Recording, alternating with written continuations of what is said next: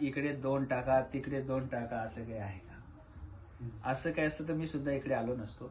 हे लिगल आणि एथिकल एक बिझनेस अपॉर्च्युनिटी, व्यवसायाची संधी आहे, ज्याच्यासाठी तुम्हाला इन्व्हेस्टमेंट आहे 0, पैसे गुंतवायचे नाही. त्याच्यानंतर सगळ्यात महत्वाचं काय, हे पार्ट टाइम मध्ये होते. सगळ्यात आनंदाचा विषय पार्ट टाइम. आज शनिवार आहे मी इकडे, उद्या रविवारी मी जालन्याला आहे. महिन्यातून 2 दिवस मी इथे येतो, शनिवार आणि रविवार महिन्यातून. माझा विषय कसा, पार्ट टाइम मध्ये असल्या कारणानं आपल्याला आपल्या जॉबला, प्रोफेशनला धक्का लावायचा नाही. आणि मी तुम्हाला बोललो की 2 वर्षे तुम्ही जर मला देतात तर मी तुम्हाला मिनिमम एक 10 लाखची अपॉर्च्युनिटी नाही, एक बॉन्ड पेपर करून देतो की हे होणार. पण विषय आहे की आपल्याला काम करावं लागेल. कारण ते असं कधीच होत नाही की तुम्ही पैसे पण नाही द्यायचे आणि काम पण नाही करायचं. मग मला माझे नातेवाईक कमी नाहीये की जर असे 10 लाख आले असते तर.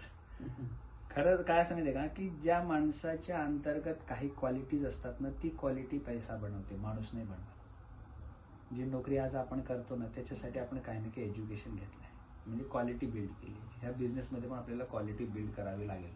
हे असं काहीच नाही की कोणाला लुबाडलं, फसवलं. तुम्हाला पैसे घ्यायचेच नाही, हा विषय लक्षात घ्या. ना द्यायचे ना घ्यायचे, बरोबर.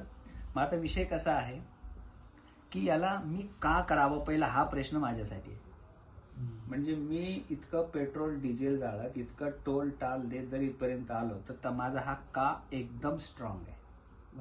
तर माझा पहिला का होता की EMI फ्री मला व्हायचंय, पहिला का माझा. दुसरं माझं की मला कार पाहिजे होती. तिसरा का माझा की मला कल्याणमध्ये स्वतःचं एक घर घ्यायचं होतं. चौथा का माझा, मला गावाला एक ड्रीम होम बनवायचं होतं ना, ड्रीम होम गावाला.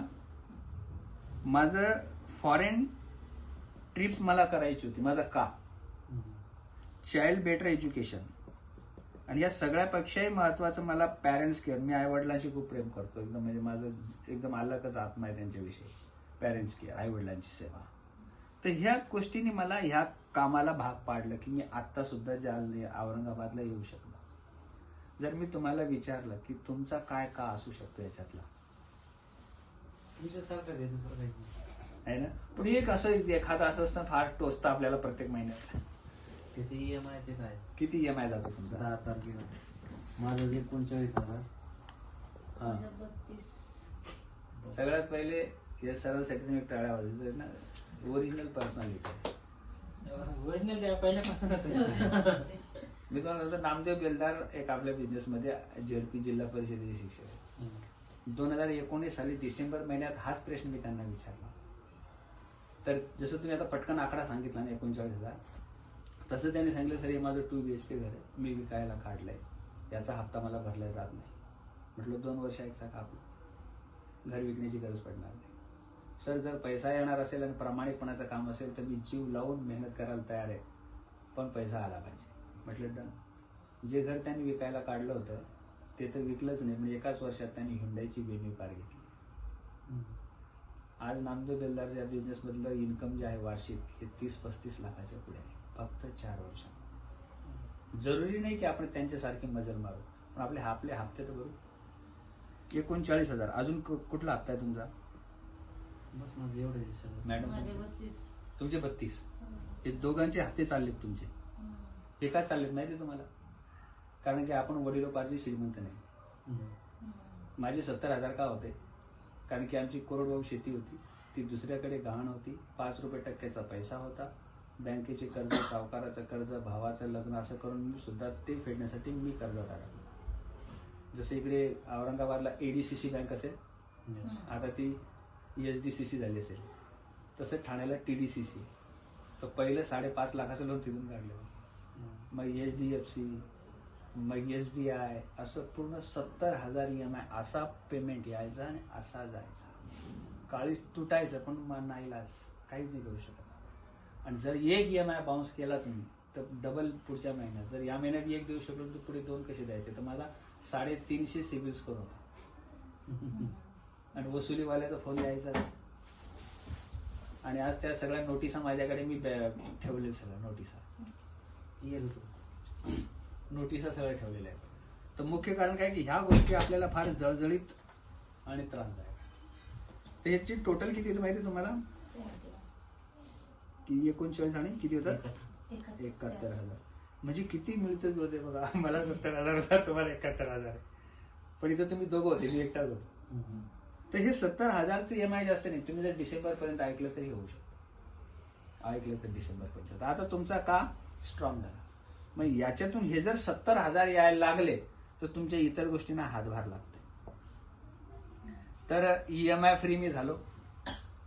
राहिला प्रश्न कारचा. तर पहिले मी 10 लाखाची बलेनो कार घेतली, ती 2 लाख किलोमीटर चालवली. आता 17 लाखाची ग्रँड विटारा घेतली. त्याच्यानंतर होम, आता कल्याणला मी एक 1 CRचं घर घेतलं, म्हणजे घ्यायचं रजिस्ट्रेशन बाकी त्याची 1 CR 1 करोड. राहिलं ड्रीम होम, तर गावाला मी 60 लाख खर्च करून ड्रीम होम बनवलं. माझ्या गावात पहिलं घर आहे तांड्यावर, की ज्याच्या घरामध्ये प्रत्येक रूममध्ये AC आहे. आणि हे सगळं युट्यूबवर आहे, हे सगळं टाकलेलं आहे युट्यूबवर. तुम्हाला इथून माझं घर आता पण बघताय, मी दाखवेल तुम्हाला. आता मीटिंग झाली. ओके. फॉरेन ट्रिप्स आम्ही पती पत्नी 2019 सालापासून 7 ते 8 आमच्या फॉरेन ट्रिप झाल्या. बाहेर देशात फिरायला जातो. नाही तर आपला देवगिरी जिंदाबाद होता. ओके. चाइल्ड बेटर एज्युकेशन, आता मुलं आमची चांगल्या शाळेमध्ये शिकतात. आणि राहिला प्रश्न पॅरेंट्स केअर, आई वडील आम्ही सगळे सोबत राहतो. माझ्या बायकोला माझ्या आईचा त्रास होत नाही. आम्ही एकदम भारी आनंदात राहतो, कारण ह्या बिझनेसनी आमचे संस्कार विचार सगळे बदलून टाकले. ह्या गोष्टी जर तुम्हाला मिळणार असेल तर याच्यासाठी आपण किती मेहनत करायला तयार आहे की नाही. आणि याच्यासाठी काय करायचं माहिती आहे तुम्हाला. इतकं सोपं काम आहे की तुम्ही म्हणा धत तेरी केला तर कोणी करू दे, पण कोणी नाही करत. 3 गोष्टी लक्षात ठेवा जीवनात कधी.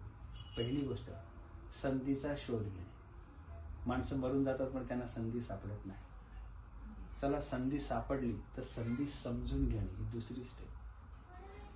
आणि मग तिसरी स्टेप येते. संधी सापडल्यानंतर, संधी समजल्यानंतर तिसरी स्टेप येते की त्याच्यात सक्सेस होण्यासाठी हार्डवर्क करणे. काही लोक पहिल्या पातळीवर आयुष्य खतम करतात, त्यांना संधी सापडत नाही.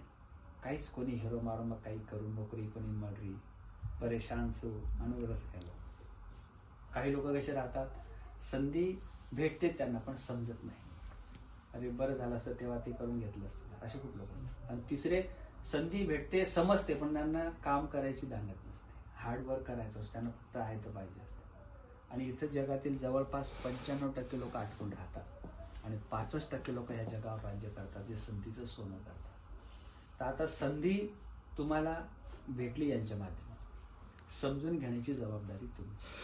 आणि हार्डवर्किंग आपण सगळ्यांनी एकत्रित मिळून 1 वर्षामध्ये ह्या गोष्टीला अचीव्ह करायचं. सकाळी कुठल्या साबणाने आंघोळ केली तुम्ही? लिरिल. बरोबर.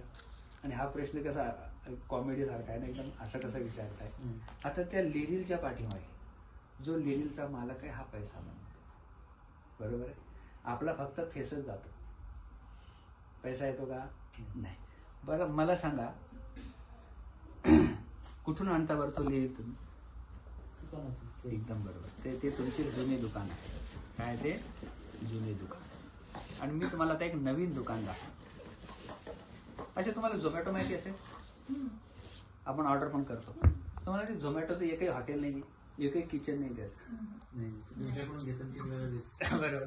ॲमेझॉनचं एकही दुकान नाही, ओलाची एकही कार नाही, अशी खूप मोठी यादी. ओयोचं एकही हॉटेल नाही, तरी ते लोक जगाच्या टॉप 10 मध्ये श्रीमंत आहे. कधी कधी मी विचार करतो, स्विगी नावाचं जे आपलं किचन, त्याचं एकही नाही. तर दुसऱ्याच हॉटेलवर शिजवलेलं सगळं तिसऱ्याला देऊन पैसा कमवतो. मग आपल्याकडे अशा काही आयडियाज असतील तर मी तुम्हाला त्याचं रहस्य सांगतो. तर जिथून तुम्ही लिरिल आणतात ते तुमचं जुनं दुकान, आणि मी तुम्हाला दाखवतो एक नवीन दुकान. फक्त लिरिलचा नाव चेंज होईल आणि अनुभव लिरिलपेक्षा 100 पटीने चांगला आहे. किती पटीने? 100 पटीने. आता लिरिल लावला आपण तर असे जरा व्हाईट हात होतात ना थंडीच्या दिवसात, आणि डोळ्यात गेलं तर डोळे जळतात. त्याचं काय कारण आहे? त्याच्यामध्ये केमिकल. नवीन दुकानामध्ये नो केमिकल. आपलं घर परिवार जर केमिकल मुक्त झालं तर किती आनंदाची गोष्ट आहे. तुम्ही कपडे धुतात, साबण वापरतो, पावडर वापरतो, तर हातही खराब होतात, कपड्याची क्वालिटी खराब होते, पाणी जास्त लागतं, मेहनती जास्त लागते, अकाउंटला काय पैसा येतो? काहीच नाही. अच्छा, जर लिरिल नाही आवडला तर काय करतो आपण? तरी वापरतो, दुकानदाराला परत करतो कधी आपण, हा साबण वापरला सर, हा साबण काही चांगला नाही, तुम्ही परत घ्या. होऊ शकतं असं? कुठलाही साबण घ्या, लिरिल, डव, संतूर, कुठलाही घ्या, होतं असं? नाही होत. म्हणजे ह्या केमिकलच्या दुकानामध्ये गॅरंटी नाही. पण मी जे तुम्हाला आता नवीन दुकान दाखवतो ते तुम्हाला साबण देईल आणि 30 दिवस तुम्हाला देईल. किती दिवस? त्या 30 दिवसामध्ये तुम्ही साबणाचा अनुभव घ्या. जर तुम्ही ह्या साबणाशी खुश नाही, एक तुम्हाला वाटलं की याची किंमत जास्त दिली, दुसरं त्याच्यात क्वालिटी नाही, तर काही टेन्शन घेण्याची गरज नाही. 30 दिवसात वापरलेला साबण परत करायचा आणि त्याच्यासाठी मोजलेले पैसे परत घ्यायचे. म्हणजे 100% मनी बॅक गॅरंटी. काय लॉस आहे आपल्या इथं? लिरिल किती रुपयाला येतो? 38,000 तर 35. 38,000. आणि किती ग्रॅम येतो?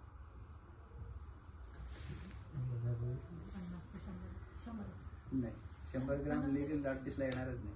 50 ग्रॅम असेल तो, फार फार तर 75 ग्रॅम. काय 50. मोठा पण आणतो, कधी छोटा आणतो, दोन्ही आणू शकतो असं दोन्ही, नाही. हा. तर त्याची प्राइस चेंज होऊन जाते. आता केमिकल आहे, गॅरंटी नाही, आणि काही व्यवसायाची संधी आहे पण त्याच्यामध्ये नाही. संधी पण नाही. इथं तुम्हाला एक संधी मिळेल जी तुम्हाला 70,000 रुपये कमवायला मदत करेल. संधी, बस एवढंच काम आहे. तर जुने दुकान चांगलं की नवीन दुकान? पण नवीन दुकान म्हणतं मी तुम्हाला इथं फुकटामध्ये 50%ची पार्टनरशिप देते. हे 1-2 वर्षापूर्वीच आपल्या घरी येऊन गेले. इथे एक दुकान आहे शिवनेरीला, वैष्णव आठवा जरा स्ट्रॉंगली आठवा. विजेट काहीतरी नाव होतं. नाही.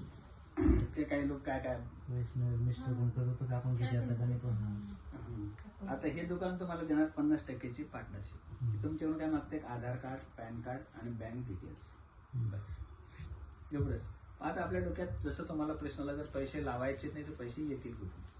हा पहिलाच प्रश्न विचारला तर मला, पैसे येतील कुठून? केमिकल युक्त, न गॅरंटी असलेले आणि संधी नसलेला लिरिल साबण तुम्ही एक कस्टमर म्हणून, आणि मला सांगितलं की मी दुकानात जातो, त्याला मी म्हणतो रिटेलर, तिकडे जाऊन तुम्ही साबण घेता, बरोबर? हा रिटेलर घरी बनवतो का?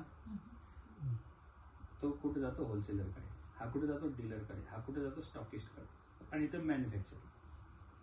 तुमचं जर लक्षात आलं असेल की बनवणारा महत्वाचा आहे आणि वापरणारा महत्वाचा आहे, पण हे लोक असल्याशिवाय प्रोडक्ट आपल्याकडे येत नाही. म्हणजे साधा प्रश्न की लिरिल बनतो कुठं हे तुम्हालाही माहित नाही, मलाही माहित नाही. पण इथं बनलेला लिरिल तुमच्याकडे येतो, तुमच्याकडचा पैसा इकडे जातो.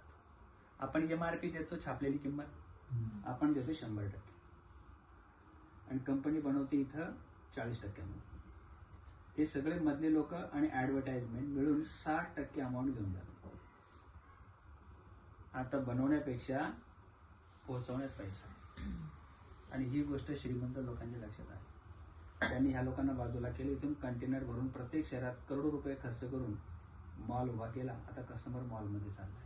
डी मार्ट, बिग बाजार, पटेल मार्ट्स. आणि मग हा 60% कमवणारा नवीन मॉल नावाचा वर्ग जन्माला आला. आपण ट्रॉली घेतो, त्याच्यात वस्तू टाकतो, घ्यायची होती 5,000ची, घेऊन येतो 9,000ची, बरोबर? आता मॉल टाकायला इन्फ्रास्ट्रक्चर, माणसं, पैसा लागणार आहे. याच्यापेक्षा स्मार्ट पिढी जन्माला आली. त्याला म्हणतो ई-कॉमर्स. अमेझॉन, स्नॅपडील, फ्लिपकार्ट, मेशो असे खूप सारे आले. आणि हे 60% वाले आता नवीन जन्माला आले. हे तुम्हाला डिस्काउंट जास्त देतात. हे काय जर देतात? कारण हा त्यांचा सगळा खर्च वाचतो ना. मग इथं आपण काय केलं? अमेझॉन, स्नॅपडील, फ्लिपकार्ट, मॉल ह्या सगळ्यांना बाजूला केलं. Direct manufacture to customer. जन्म झाला डायरेक्ट सेलिंग. हा 60% पैसा आपल्या अकाउंटला आहे. आणि हे कसं येईल आपल्याला शिकावं लागेल. आपला काय रोल याच्यामध्ये? शिकावं लागेल. आपली कंपनी म्हणते जे इथं मिळत नाही ते तुम्हाला आपल्याकडून मिळेल, आणि जे तुम्हाला बाहेर कोणी संधी देत नाही ते आम्ही देऊ. आम्ही तुम्हाला ट्रेनिंग पण देऊ, सगळ्या गोष्टी आमच्या. आता विषय काय काय कंपनीची आणि आमची मदत तुम्हाला मिळेल. कंपनी म्हणते मॅन्युफॅक्चरिंग माझं, तुमचा घराचा दरवाजा वाजून घरात प्रोडक्ट ठेवणं, तर होम डिलिव्हरी माझी. याच्यामध्ये तुम्हाला मी ट्रेनिंग पण देईल, तुमचा अकाउंट सगळं मीच बघेल, हिसाब किताब सगळं. 4 तारखेला तुमच्या अकाउंटमध्ये पैसा टाकून देईल आणि तुम्हाला अकाउंट मॅनेजर पण देईल मदत करायला. आता मॅन्युफॅक्चरिंग कंपनीची, होम डिलिव्हरी कंपनीची, ट्रेनिंग कंपनीची अकाउंट मॅनेज कंपनीज करणार, 4 तारखेला अकाउंटला पैसे टाकून देणार. आपल्याला पैसे कसले पाहिजे, आपण कशाबद्दल पैसे घेणार? काय काम करायचं? काम काय? हा. तुमचं लग्न कुठल्या वर्षी झालं? 9ला. 2009ला. क्या बात आहे, आमचं 2009ला झालं. बरोबर. लग्नात कमीत कमी 1000-2000 लोक आहेत. तुमच्या लग्नात किती आली? आले असतील. 1000, 2000. हे सगळेचे सगळे लोक एक तर याचे कस्टमर आहेत, याचे कस्टमर आहेत, याचे कस्टमर आहेत. सगळे लोक कोणाचे लग्नात आपले नाचणार आणि ह्या लोकांचे कस्टमर राहणार. बरोबर. मग आपल्या लग्नात नाचणाऱ्याचा आपल्याला काय फायदा? तो सगळा टाटा, बिर्ला, अंबानीला फायदा आहे. आपण त्या लग्नात नाचणाऱ्या लोकांची यादी काढायची, ती यादी आमच्याकडे द्यायची. त्याच्यातून आपण त्यांना फक्त सांगायचं की आम्ही या दुकानातून काही वस्तू वापरली. ती जी सिस्टम आहे, मी तुम्हाला एक असं ढोबळ सांगतो, त्याची प्रॉपर सिस्टम आहे. एक प्रोफेशनल बिझनेस असतो ना, त्याची प्रोफेशनल सिस्टम आहे. पण मी तुम्हाला ढोबळ सांगतो की बाबा आम्ही मनी बॅक गॅरंटीचे इको फ्रेंडली बायोडिग्रेडेबल प्रोडक्ट वापरले, आम्हाला आवडले, परत करावेसे वाटले नाही, आणि त्याच्यासोबत 2 पैसे कमवण्याची संधी पण आहे. प्रोडक्ट किती घ्यायचे तुम्हाला लागतात तेवढे घ्या, घ्यायची की नाही घ्यायची तुमचं मत. पण जर बिझनेस सक्सेस व्हायचा असेल तर आपल्याला थोडंसं एज्युकेशन घ्यावं लागेल. आता मला सांगा, 1000 लोकांची यादी काढली आपण, आणि जर अशा टाईपचं दुकान जे आता तुम्हाला आवडलं, तसं 1000 फॅमिलीमध्ये किती लोकांना आवडू शकतं बरं? 500 लोक. मी म्हणतो 10 फॅमिलीना आवडेल. किती फॅमिली? 10 फॅमिली. मला आपलं नाव नाही विचारलं मी. दिलीप जाधव. दिलीप. आता आपला डीजे मार्ट सुरू झाला. आता आपलं दुकान कुठंच नाही, जसं झोमॅटोचं हॉटेल कुठेच नाही. मी हे सहज फोन आला त्यावेळेस मी बिल्डर पाशी बसलेलो होतो. हा. तर सांगितलं म्हटलं असं असं, म्हटलं माणसं येणार आहे, मग मला सांगा ना, मी येतो. हा. ती बिल्डर सांगू लागला. म्हटलं पहिले मला तर ऐकून घेऊन द्या ना, मलाच काही माहिती नाही. बरं. आता आपलं डीजे मार्ट सुरू झालं. आता हे डीजे मार्ट कुठेच अस्तित्वात नाही. बरोबर. आता गोरख राठोड यांच्या यादीमध्ये तुमचं नाव. गोरख राठोड बोलतात का तुमच्याशी? तुम्ही पण 3 महिने कुणाशी बोलायचं नाही. किती जीव अशी झाली ना तरी चूप बसायची. आपली सगळ्यात मोठी गलती काय होते की आपल्याला काही माहीत नसताना आपण माहिती द्यायला जातो, आणि ती जर माहिती दिली तर समजायचं आपण फसलो. जोपर्यंत तुमचा 100% माझ्या बोलण्यावर विश्वास येत नाही, याला 3 महिने लागतात, तोपर्यंत खरंच प्रोडक्ट मनी बॅक गॅरंटी आहे का, वापरण्यासारखे आहे का, आमच्या सिस्टममध्ये प्लग व्हायचं झूमवरच्या मीटिंगमध्ये. त्याच्यानंतर आमच्या काही सीडीज आहेत, पुस्तक आहेत, ते घर बसल्या वाचायचं, ऐकायचं. पटलं मनाला तर पुढे चालू करायचं, पण लोकांशी बोलायची घाई करायची नाही. ही सगळ्यात स्ट्रॉंग कंडिशन आहे. नाहीतर लोकांना सगळं माहिती आहे, लोकांना सगळं माहिती आहे, पण नेमकं त्यांना ते माहित नाही की त्यांना काय माहित नाही. आणि याच्यातून 1-1, 2-2 लाख रुपये महिन्याला येऊ शकतात हे लोकांना माहितच नाही. मग आता डीजे मार्ट सुरू झाला आपला. 1000 लोकांची लिस्ट घेतली. आता हे तुमचे रजिस्टर्ड प्रोडक्ट युजर झाले. किती? 10 फॅमिलीज. मग हे 10 फॅमिलीज आता तुमचा एक असा ऑर्गनायझेशनचा ओहरा तयार होईल. 1, 2, 3, 4, 5, 6, 7, 8, 9 आणि 10. 4 झाले, 2 झाले, 3 झाले, फरक नाही. आकडा बोल फक्त. इथं तुमचा कोणी बॉस नाही, काही कंडिशन नाही. पैसे कमवायचे काम करा, नसेल कमवायचे जयरामची. या 3 महिन्यात आम्ही तुमची तीव्रता चेक करणार. नाही तर गोरख राठोडसाठी आम्ही इकडनं यायचं, सगळं तुडवत आणि मग तुम्हाला माहिती द्यायची. ते जर याच्यासाठी तयार नाही तर आम्ही त्यांच्यासाठी तयार नाही. आम्ही 2-3 महिन्यात तुमची तीव्रता तपासणार, आणि जर आम्हाला वाटलं की तुम्हाला पाहिजेच तर मग मिळेलच. मग आता 10 फॅमिलीज. तुमचा कितीचा किराणा होता एक महिन्यात? 4-5 जातच. 3000 मॅडम, 3000. आता हे 3000 तुमचा महिन्याचा किराणा तुम्ही कुठून आणत होते?